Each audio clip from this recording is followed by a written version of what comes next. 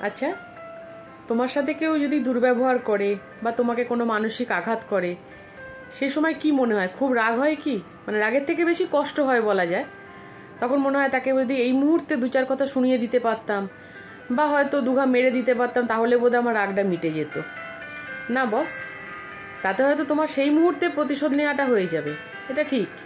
তোমার রাগটাও হয়তো সেই মুহূর্তের জন্য মিটে যাবে, কিন্তু একদম গোড়া থেকে হিলাপ কিন্তু হবে না।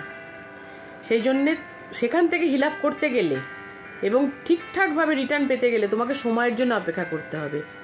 তুমি যদি সময়ের জন্য অপেক্ষা করো, আজকে তোমার সঙ্গে যা ঘটিয়েছে বা যারা ঘটিয়েছে ঘটনাটা, সেম জিনিস রিটার্নে তারাও একদিন পাবে। সেই জন্য সব কিছুর জন্যে সময়ের ওয়েট করো। সময় হচ্ছে সবথেকে বড় মেডিসিন, তার থেকে বড় কোনো ওষুধ আর হয় না। তাই প্রতিশোধের কথা ভুলে গিয়ে সময়ের জন্য অপেক্ষা করো বস। কেমন? ভালো থেকো।